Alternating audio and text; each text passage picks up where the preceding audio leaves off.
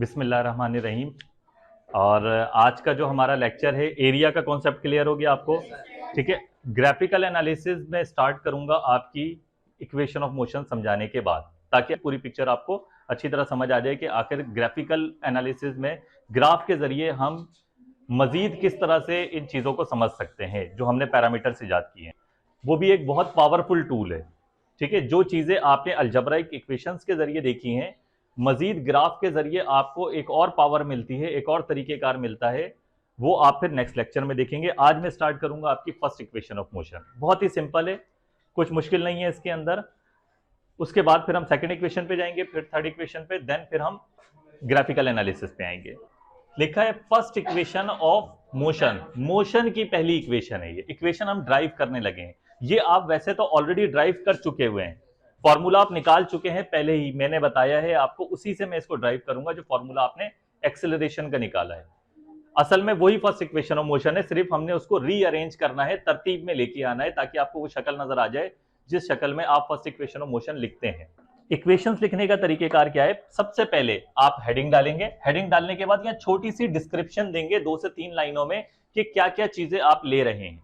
मिसाल के तौर पे कि अगर कोई ऑब्जेक्ट है, हम ऑब्जेक्ट से स्टार्ट करते हैं कि एक ऑब्जेक्ट है, उसकी इनिशियल वेलोसिटी ये थी, फाइनल वेलोसिटी ये थी वीएफ, और उसने इतना डिस्टेंस कवर किया और इतना टाइम लगाया। ये मुख्तसर सी बातें आपने लिखनी होती हैं, ताकि ये पता रहे कि आगे आप वी आई लेने वाले हैं इनिशियल वेलोसिटी के तौर पर, फिर दूसरी वेलोसिटी वी एफ लेने वाले हैं आखिरी वेलोसिटी के तौर पर। तो इससे आपको क्या होगा कि जब आप नीचे सारी चीजें लिख रहे होंगे, वी आई वी एफ लिख रहे होंगे, तो हम पहले बता चुके हुए होते हैं कि भाई इसका ये काम है, ये चीज है, वी आई ये है, वी एफ ये है, टाइम टी है। तो ये आप पहले ही बता चुके होते हैं और सिचुएशन बता चुके होते हैं कि भाई ये मूव कर रहा है ऑब्जेक्ट। सो ये 2-3 बातें हर इक्वेशन को ड्राइव करने से पहले हम लिखते हैं। तो सबसे पहले वही हम लिख लेते हैं यहां पर, कंसिडर एन ऑब्जेक्ट। एक ऑब्जेक्ट हमने कंसिडर किया है, तसव्वुर किया है, एक ऑब्जेक्ट है, वो कुछ भी हो सकता है। Changing its initial velocity V I to final velocity V F. एक ऑब्जेक्ट है, वो अपनी वेलोसिटी तब्दील कर रहा है, इनिशियल वेलोसिटी वी आई है, फाइनल वेलोसिटी वी एफ है। अब वेलोसिटी तब्दील हो रही है तो हम ये साथ में बता देंगे कि एक्सेलरेशन के साथ, with acceleration A at time T. तो यहां हमने सारी चीजें इधर बता दी हैं कि ये हमारी सिचुएशन है कि ऑब्जेक्ट असल में मूव कर रहा है। तो कुछ ना कुछ उसकी पहले वेलोसिटी थी, वो बदल के उसने वी एफ कर दी। कुछ ना कुछ उसकी इब्तिदाई वेलोसिटी थी वी आई, उसने बदल के वी एफ कर दी। जब वेलोसिटी बदली तो मैंने साथ में ही लिख दिया कि वो एक्सेलरेशन की वजह से, और उस एक्सेलरेशन में उसने कुछ ना कुछ टाइम लगाया है। ठीक है, यहां तक क्लियर है मामला? ये काम आपने हर इक्वेशन को ड्राइव करने से पहले बताना है, ताकि। और दूसरी बात ये समझ आ गई कि सिचुएशन क्या है। असल में ऑब्जेक्ट मूव कर रहा है, यहाँ पे बिजली नहीं जल रही है, कुछ और फिनोमिना नहीं हो रहा, मैग्नेटिक फील्ड नहीं है यहाँ पर, बल्कि ऑब्जेक्ट मूव कर रहा है। साथ में बात भी हमें समझ आ गई। अच्छा, अब मैं सबसे पहले एक्सेलरेशन का फॉर्मूला लाने वाला हूं, तो उसके लिए क्या तरीकेकार है? वी नॉट एट, ये बात तो हम पहले से बना चुके हुए हैं, हम जानते हैं। हम क्या जानते हैं कि एक्सेलरेशन बराबर होता है change in velocity divided by time. ये टाइम इंटरवल है, डेल्टा टी भी इसको समझ सकते हैं, ये टी है। अब डेल्टा वी खुद किसके बराबर होता है? Exactly, V F minus V I. तो ए नीचे आ गया, इक्वल का साइन, डेल्टा वी बराबर होता है V F minus V I divide, और नीचे टाइम। सिर्फ डेल्टा वी को मैंने V F minus V I लिख दिया, बाकी सब उसी तरह से। अच्छा, यहां पर आप इस तरह बता सकते हैं कि डेल्टा वी बराबर होता है वी एफ माइनस वी आई के। इस तरह आप यहां बताते हैं कि नेक्स्ट स्टेप में आपने क्या किया है। अब मेरा यहां पर टारगेट क्या है? देखिए, एक्सेलरेशन का ही फॉर्मूला, इससे ज्यादा हमने कुछ नहीं करना, सिर्फ रीअरेंज करना है। क्या रीअरेंज करना है? मुझे वी एफ को अकेला करना है, यहां पर बिल्कुल हर चीज हटा देनी है वी एफ के पास से। अब वी एफ के पास यहाँ क्या क्या मौजूद है? माइनस वी आई मौजूद है, डिवाइड में टी मौजूद है। तो उसूल ये है कि पहले टी हटेगा डिवाइड वाला, उसके बाद वी आई हटेगा। तो 2 चीजें मुझे यहाँ हटानी है। तो सबसे पहले हम टी हटाते हैं। अगर डिवाइड में टी है, उसको खत्म करने का क्या तरीकेकार है? मल्टीप्लाई करना पड़ेगा इक्वेशन के बोथ साइड टी से, तो ये इक्वालिटी होल्ड करेगी। ये आपके यूनिट 1 मैथमेटिक्स में जो लॉज ऑफ इक्वालिटी है वहां पर समझाया गया है। ठीक है, ओके। तो इट मींस कि ए मल्टीप्लाई बाय टी हो जाएगा, लेफ्ट साइड पे भी इक्वल की लेफ्ट साइड पर, और इक्वल की राइट साइड पे जो चीज पहले से मौजूद थी वी एफ माइनस वी आई, उसको मैं पैरेंथेसिस में लिख रहा हूं ताकि मिक्सअप ना हो जाए चीजें। और ये मल्टीप्लाई बाय टी, ये वाला टी दोनों साइड पे मल्टीप्लाई हो गया, ये वाली चीज पहले से मौजूद। बाकी का पार्ट मैं इस तरफ लिखूंगा। यहां हमने जो काम किया है वो बताना जरूरी है। यहां हमने किस प्रॉपर्टी का इस्तेमाल किया है? Multiplicative property of equality. या नाम लिख दें, multiply by T on both sides. OBS का मतलब है इक्वल की दोनों साइड्स पर। ये कौन सी प्रॉपर्टी है? Multiplicative property of equality. चाहे तो ये भी साथ में लिख सकते हैं। यहाँ पर जो जो मैं काम करते जा रहा हूं उसको मैं साइड पे मेंशन करते जा रहा हूं। यहां पर भी लिख सकते हैं आप और साइड पे भी मेंशन कर सकते हैं। ये शॉर्ट तरीकेकार है। ओके, यहां पर क्या होगा? T1 सा T, T1 सा T कट जाएगा। असल में तो T है क्या? टाइम 2 सेकेंड 3 सेकेंड नंबर्स है ना, तो अगर डिवाइड में 3 होता, मल्टीप्लाई में भी 3 होता तो 3 3 3 1 सा 3 3 1 सा 3 कट जाता। यहां पर ये रह जाएगा AT। इसको हम इंप्लाइड मल्टीप्लीकेशन के फॉर्म में लिख देते हैं क्योंकि दोनों वेरिएबल्स हैं, तो बीच में मैं ये साइन ना भी लगाऊं तो कोई फर्क नहीं पड़ता। अगर ये नंबर होते 2 और 3 फिर मैं ऐसे नहीं लिख सकता था, वो 23 बन जाता। जब नंबर लिखेंगे तो बीच में मल्टीप्लाई का साइन लगाना जरूरी है। ये दोनों चीजें आ गई। अब इक्वल, ये टी कट चुके हैं दोनों, ये रह जाएगा सिर्फ VF माइनस VI। अभी भी मुझे ये माइनस का VI यहां पर मौजूद है, इसको खत्म करना है। ठीक है, नेक्स्ट स्टेप हमारा यही है। अगर माइनस वाला पार्ट खत्म करना है तो मुझे क्या करना पड़ेगा? नहीं, हम रूल से चलेंगे। हम दोनों साइड पर VI ऐड करेंगे, प्लस करेंगे। इक्वल की लेफ्ट साइड पर भी हम प्लस का VI लेके आएंगे और पहले से ये चीज मौजूद थी, VF माइनस VI इक्वल की राइट साइड पे भी VI ऐड कर दें। अब ये माइनस का VI और ये प्लस का VI खत्म हो जाएगा। यहां पे आप लिख दें क्या किया आपने? Adding VI on both sides. ये काम आपने किया है। ये रूल कौन सा है? Additive property of equality. Add किया है आपने सेम नंबर इक्वल की दोनों साइड पर, तो इक्वालिटी को कोई फर्क नहीं पड़ने वाला। अब नेक्स्ट स्टेप में यहां पर रह गया AT प्लस VI। क्या मैं इसको लिख सकता हूं VI प्लस AT? VI मैंने पहले लिख दिया, AT मैंने बाद में लिख दिया। एडिशन में नंबर्स कम्यूट करते हैं, AT भी एक नंबर बनेगा भाई, टाइम भी एक नंबर है, एक्सेलरेशन भी एक नंबर है। जैसे 2 मल्टीप्लाई बाय 3 6 आ जाएगा, ये भी एक नंबर है। और ये मान ले 5 आ गया इनिशियल वेलोसिटी, तो 6 प्लस 5 लिखें या 5 प्लस 6 लिखें, कम्यूटेटिव प्रॉपर्टी है, एक ही बात है, हम स्विच कर सकते हैं। यहां पे ये सब कट चुका है, सिर्फ VF रह गया है। कौन सी प्रॉपर्टी का इस्तेमाल किया हमने? Commutative property of addition. यहां तक मामला क्लियर है? ओके, अब जिस चीज को हमने अलहदा करना था वो काम हमारा हो चुका है यहां तक। लेकिन हम चाहते हैं कि जब भी न्यूमेरिकल्स में, इक्वेशंस में जिस चीज को हम अलहदा करते हैं उसको हम लेफ्ट साइड पर लिखें। लेकिन ये इक्वल की किस साइड पर लिखा हुआ है? राइट साइड पे लिखा हुआ है। इसको लेफ्ट साइड पे करना है क्योंकि ये चीज पूरी बराबर है VF के, तो ये लेफ्ट पे लिखा हो या राइट पे लिखा हो बात एक ही है। ये कौन सी प्रॉपर्टी कहलाती है आपकी? Symmetric property. मैथमेटिक्स में ये यूनिट 1 में आप पढ़ेंगे, ठीक है, सिमेट्रिक प्रॉपर्टी कहलाती है। अच्छा, VF यहाँ राइट साइड पे लिखा है, VF लेफ्ट साइड पे आ जाएगा और जो बात पूरी की पूरी लेफ्ट साइड पे लिखी थी वो राइट साइड पे आ जाएगी, VI प्लस AT। अब ये आपकी फर्स्ट इक्वेशन ऑफ मोशन बन गई है, VF is equal to VI plus AT। यहां कौन सी प्रॉपर्टी का इस्तेमाल किया हमने? Symmetric property of equality. ये आपको अगर आइडिया नहीं है तो यूनिट 1 जाके देख लें, मैंने बनाया हुआ है, वहां यूनिट 1 में आपको ये सारी प्रॉपर्टीज मिल जाएंगी। सो इस तरह से आपकी first equation of motion proof हो जाती है। आप देखिए हमने कुछ भी नया यहां पर नहीं लेके आए, सिर्फ एक्सेलरेशन का फॉर्मूला लिखा है और उसमें से VF को अलहदा करके लेफ्ट साइड पे हमने लिख दिया। तो ये आपकी फर्स्ट इक्वेशन ऑफ मोशन मिल गई, VF is equal to VI plus AT। इस फर्स्ट इक्वेशन ऑफ मोशन की हम कुछ एनालिसिस करना चाहते हैं, ठीक है, इसके मुख्तलिफ नताइज हम देखना चाहते हैं। इसमें हमें क्या क्या चीजें, इसकी क्या रेस्ट्रिक्शंस हैं, लिमिटेशन क्या है इस इक्वेशन की, वो हम देख लेते हैं और इसको किस तरह से हमने अप्लाई करना है वो हम यहाँ पर थोड़ा सा इस पे टाइम स्पेंड कर लेते हैं। ये तरीकेकार फॉलो करेंगे तो इससे फायदा क्या होगा? एग्जामिनर को पता होगा कि बच्चे के पास मालूमात है, छोटी छोटी सी बातें, कोई इतनी ज्यादा इसमें रॉकेट साइंस नहीं है। अच्छा, अब जरा बच्चों गौर करें, मैं यहाँ पे फर्स्ट इक्वेशन ऑफ मोशन लिखता हूँ सबसे पहले, VF is equal to VI plus AT। इस तरह से आपने याद भी रखना है ये फर्स्ट इक्वेशन ऑफ मोशन को, इसी से आपने न्यूमेरिकल्स भी सॉल्व करने जो इससे रिलेटेड होंगे। जब एक्सेलरेशन होता है तो वेलोसिटी में तब्दीली आती है, तो देखिए दो वेलोसिटीज लिखी हुई हैं, VI और VF। अब मैं आपको एक एग्जांपल देना चाहता हूं।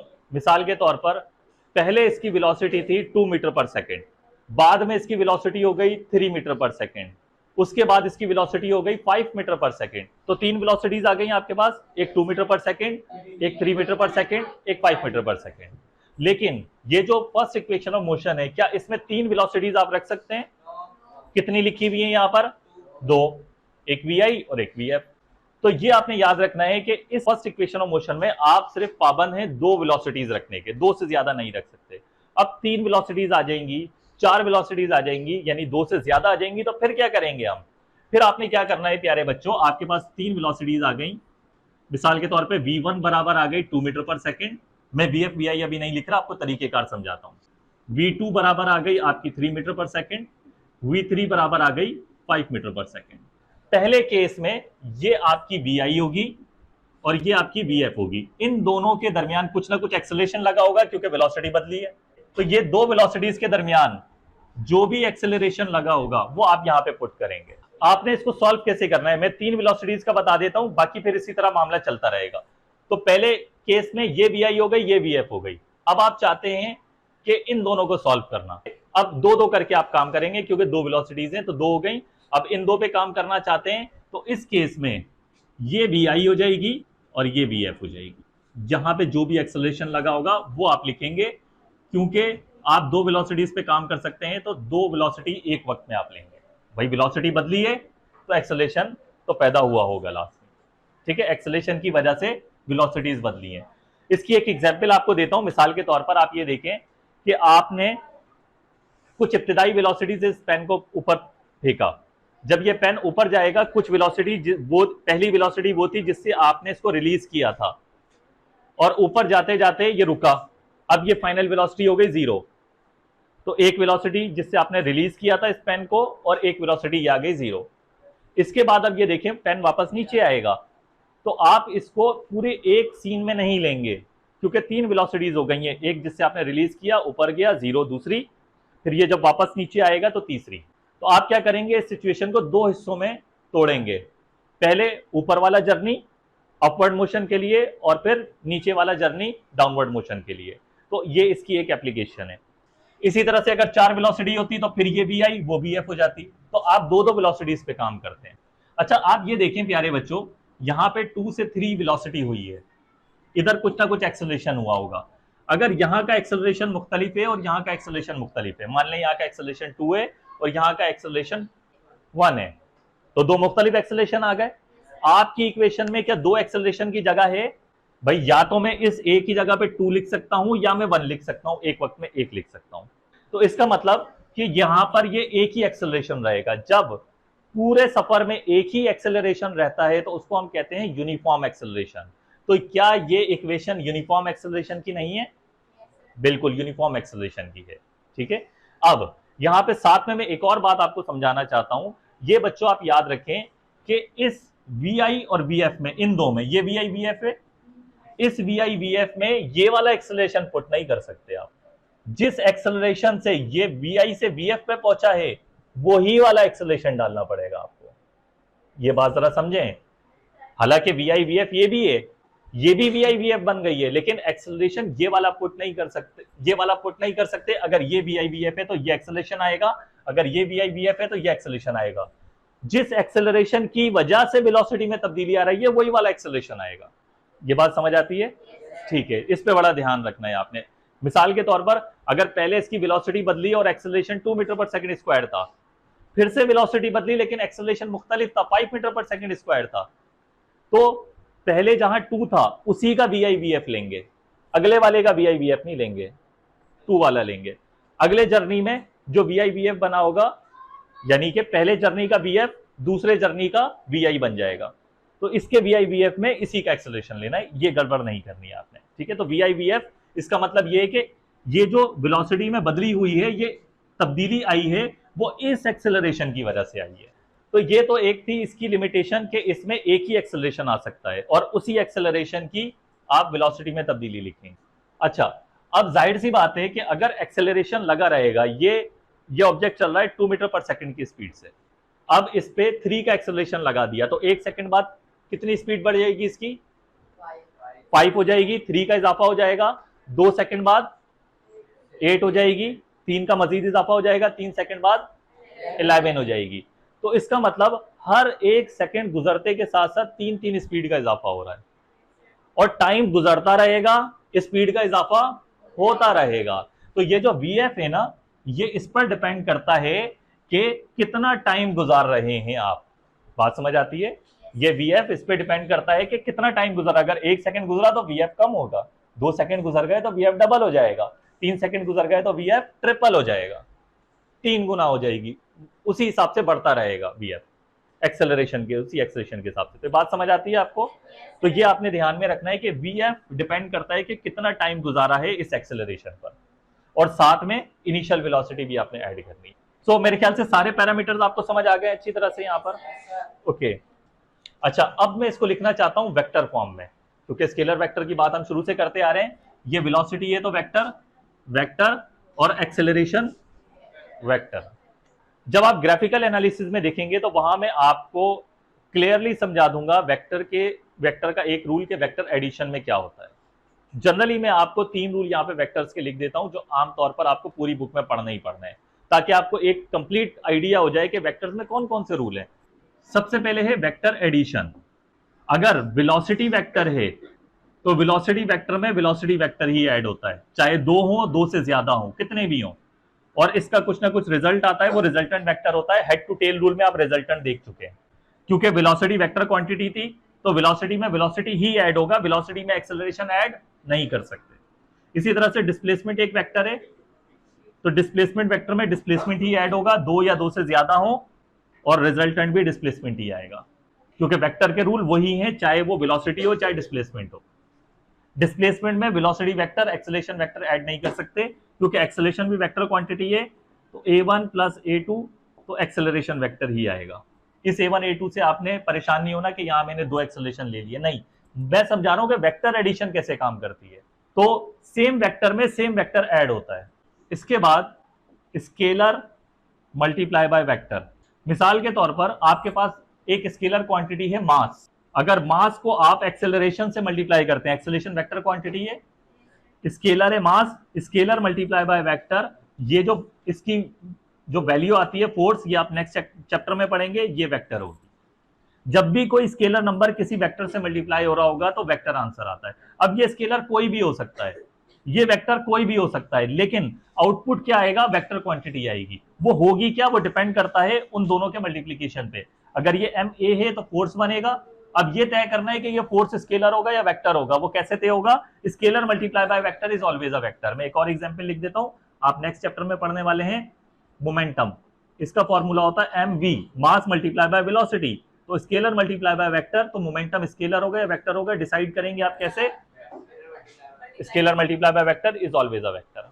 एक तीसरा रूल होता है, वो मैं यहां लिख देता हूं, वेक्टर मल्टीप्लीकेशन। वेक्टर मल्टीप्लीकेशन में हमारे पास 2 फ्लेवर हैं। एक कहलाता है स्केलर प्रोडक्ट, जिसको हम डॉट प्रोडक्ट भी कहते हैं। इसमें आप 2 मुख्तलिफ वेक्टर मल्टीप्लाई कर सकते हैं। मिसाल के तौर पे डॉट से रिप्रेजेंट कर रहा हूं इस मल्टीप्लीकेशन को। वेक्टर मल्टीप्लीकेशन है ना, तो 2 वेक्टर मल्टीप्लाई होंगे, फोर्स भी वेक्टर, डिस्प्लेसमेंट भी वेक्टर। या डिस्प्लेसमेंट को मैं D से रिप्रेजेंट कर रहा हूं, वैसे हम S से रिप्रेजेंट करते हैं, आप चाहें तो उसको S करते हैं, कोई फर्क नहीं पड़ता। इसका नाम है स्केलर प्रोडक्ट। तो जो इसका आंसर आता है उसको हम कहते हैं वर्क। जब भी डॉट प्रोडक्ट के जरिए 2 वेक्टर्स को मल्टीप्लाई करेंगे तो आंसर स्केलर आएगा, इसी वजह से इसको हम कहते हैं स्केलर प्रोडक्ट। प्यारे बच्चों, यहां जरा गौर करें आप कि 2 डिफरेंट वेक्टर्स मल्टीप्लाई हुए हैं, एक जैसे भी हो सकते हैं, और वेक्टर मल्टीप्लीकेशन में 2 अलग-अलग वेक्टर भी मल्टीप्लाई हो सकते हैं। ये क्यों बता रहा हूं, एडिशन में ऐसा नहीं है। एडिशन में सेम वेक्टर ऐड होते हैं, कोई दूसरा नहीं आ सकता। मल्टीप्लीकेशन में कोई भी 2 वेक्टर क्वांटिटीज आपस में मल्टीप्लाई कर सकते हैं आप। अगर डॉट प्रोडक्ट के जरिए, डॉट के उसूल के जरिए मल्टीप्लाई करेंगे 2 डिफरेंट वेक्टर या सेम वेक्टर, तो आंसर जो भी हो, हम उस क्वांटिटी को जो भी नाम देते हो, या हमने वर्क नाम दिया है, उसका आंसर स्केलर आएगा। इसका दूसरा जो फ्लेवर है वो है वेक्टर प्रोडक्ट या क्रॉस प्रोडक्ट। नाम से जाहिर है, जैसे मैंने कहा वेक्टर प्रोडक्ट, मिसाल के तौर पे F क्रॉस है तो क्रॉस के निशान से इस मल्टीप्लीकेशन को जाहिर करते हैं R। यहां भी 2 डिफरेंट वेक्टर मल्टीप्लाई हो रहे हैं, सेम भी हो सकते हैं, लेकिन इसका जो आंसर आएगा वो टॉर्क होता है, वो वेक्टर होगा, नाम लिखा है वेक्टर प्रोडक्ट। अगर क्रॉस के उसूल के जरिए करेंगे तो आंसर वेक्टर होगा। इसका मतलब यह है कि वेक्टर एडिशन में सिर्फ सेम वेक्टर ऐड होते हैं। स्केलर मल्टीप्लाई बाय वेक्टर दूसरा उसूल है। तीसरा उसूल क्या है, वेक्टर्स मल्टीप्लीकेशन करना। इसमें दो डिफरेंट वेक्टर मल्टीप्लाई कर सकते हैं, सेम वेक्टर भी मल्टीप्लाई हो सकते हैं, लेकिन दो तरह के उसूल हैं। पहला उसूल अगर डॉट उसूल के जरिए करेंगे तो आंसर स्केलर आएगा, क्रॉस उसूल के जरिए करेंगे तो आंसर वेक्टर आएगा। अब इससे मैंने यहां समझाना क्या चाहे, प्यारे बच्चों जरा यहां पे देखिए, क्या ये एडिशन नहीं हो रही है? हो रही है। और एडिशन का रूल क्या है, सेम वेक्टर में ऐड होता है। ये तो वेलोसिटी वेक्टर है, क्या ये वेलोसिटी वेक्टर है? ये वेलोसिटी वेक्टर अगर होगा तो ये इक्वेशन वैलिड होगी, वरना ये इक्वेशन इनवैलिड है, गलत है। तो हम चेक कर लेते हैं कि एक्सेलरेशन मल्टीप्लाई बाय टाइम होता क्या है आखिर। जरा प्यारे बच्चों एक्सेलरेशन का फॉर्मूला याद करें, delta we divided by T. T यहां डिवाइड हो रहा है, इस तरह भी समझ सकते हैं, जो आसान तरीके कार है, आप आमतौर पर करते हैं। इक्वल की दूसरी साइड आकर मल्टीप्लाई हो जाएगा। तो असल में ए मल्टीप्लाई बाई टी है क्या? वेलोसिटी। तो ये पार्ट जो है वो वेलोसिटी ही है, वेलोसिटी में वेलोसिटी ही ऐड हो रही है, और आंसर भी क्या आ रहा है? वेलोसिटी ही आ रहा है। इट मींस यहां पे हमने वेक्टर एडिशन की है, और ये क्या है? रिजल्टेंट वेक्टर है। इस हिसाब से भी ठीक है इक्वेशन? ठीक है, स्केलर और वेक्टर वाला मामला भी आपको समझ आ गया। अब जरा प्यारे बच्चों ये देखें, जो मैंने एग्जाम्पल दी थी आपको इसी फॉर्मेट में समझा देता हूं। प्यारे बच्चों ये ऑब्जेक्ट पहले से 2 मीटर पर सेकंड की स्पीड से चल रहा है, तो पहली स्पीड क्या है इसकी? वी 2 मीटर पर सेकंड। 2 मीटर पर सेकंड पहले से स्पीड इसकी है। अब मैंने एक्सेलरेशन लगा दिया 3 का, 1 सेकंड बाद इसकी वेलोसिटी कितनी हो जाएगी? 5। इसका मतलब आपने क्या किया, उस 2 में 3 को ऐड कर दिया, ऐसे भी समझ सकते हैं। तो आपने क्या किया है? एक्सेलरेशन को मल्टीप्लाई किया है टाइम से। 3 1 जा 3, इब्तिदाई वेलोसिटी अपनी जगह रही वी।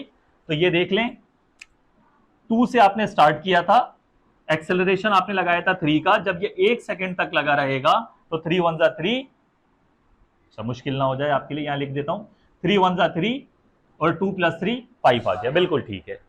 अगर दूसरे सेकंड तक भी ये लगा रहता तो इसकी स्पीड बढ़ के कितनी हो जाती? 8 हो जाती। तो इसका मतलब यहां पे मैं टाइम बढ़ाता हूं 2 सेकंड, तो ये 3 2 जा 6 हो जाएगा, और 6 + 2 ये 8 हो जाएगा। तो यह फाइनल वेलोसिटी 8 मीटर पर सेकंड आ जाएगी। इसी तरह तीसरा सेकंड होता है तो 11 हो जाएगी। तो आप ये देख सकते हैं 3 3 जा 9 और ये 11 हो जाएगा। इट मींस कि फर्स्ट इक्वेशन ऑफ मोशन से इस तरह आपने न्यूमेरिकल्स भी सॉल्व करना है। ठीक है, यहाँ पे 2 पार्ट हैं। ये पार्ट ये बता रहा है कि जो इब्तिदाई वेलोसिटी है वो तो उसको आपने रखना है, उसके बाद एक्सेलरेशन के साथ ये जितना भी टाइम लगा रहा है उसको आपस में मल्टीप्लाई करो, इब्तिदाई वेलोसिटी को ऐड करो और फाइनल वेलोसिटी का अंदाजा लगा लें। अब एक बात और यहाँ पे लास्ट में आपको बताना, आपसे पूछना चाहता हूं, मुझे बताएं प्यारे बच्चों, जितने भी आपने काइनेमैटिक्स के पैरामीटर पढ़े हैं, इसमें क्या चीज हम मालूम नहीं कर सकते? पहले तो ये बताएं इसमें क्या क्या हम मालूम कर सकते हैं? फाइनल वेलोसिटी मालूम कर सकते हैं, इनिशियल मालूम कर सकते हैं, एक्सेलरेशन और टाइम।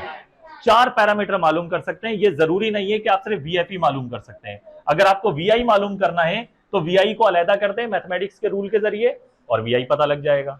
लेकिन अगर आपको वीआई पता करना है तो उसके लिए आपको कितनी चीजें पता होनी चाहिए? बाकी की 3 चीजें। टोटल 4 इस इक्वेशन में कितने पैरामीटर्स मौजूद है? 4, वीएफ, वीआई, ए और टी। 4 में से एक इक्वेशन है, अगर आपके पास एक सिंगल इक्वेशन है, और 4 में से अगर आपके पास आपको 3 कोई से भी पता है तो चौथा इक्वेशन आपको बता देगी। लेकिन अगर इन 4 में से आपको 2 नहीं पता, कोई से भी 2 नहीं पता और 2 मालूम है, तो ये इक्वेशन आपको एक इक्वेशन आंसर नहीं बता सकती। 2 अननोन्स के लिए 2 इक्वेशन चाहिए होती है। एक अननोन जो एक नहीं पता आपको, उसके लिए एक इक्वेशन। तो इसका मतलब एक इक्वेशन है तो एक अननोन होना चाहिए इसके। अब वो अननोन कोई भी हो सकता है। मिसाल के तौर पर वीआई नहीं पता तो लाजमी आपको वीआई पता करने के लिए वीएफ, ए और टी ये 3 पता होने चाहिए। वीएफ अगर पता करना है तो ये 3 पता होना चाहिए। एक्सेलरेशन पता करना है तो वीएफ, वीआई और टाइम पता होना चाहिए। टाइम पता करना है तो वीएफ, वीआई और ए पता होना चाहिए। तो ये 4 चीजें इससे पता कर सकते हैं। अब इससे इस इक्वेशन में क्या चीज मिसिंग है? जबरदस्त, डिस्टेंस नहीं है इस इक्वेशन के अंदर। ठीक है, डिस्टेंस इस इक्वेशन से आप पता नहीं कर सकते। तो इसका मतलब कि डिस्टेंस मालूम नहीं करना, हमने करना है। अब उसी के लिए हमने सेकंड इक्वेशन ऑफ मोशन बनानी है। ये कमी है इसके अंदर, हम इससे डिस्टेंस नहीं पता कर सकते। तो ये एक फर्स्ट इक्वेशन ऑफ मोशन है आपकी। होप कि आपको बात समझ आई होगी। कोई सवाल करना चाहे?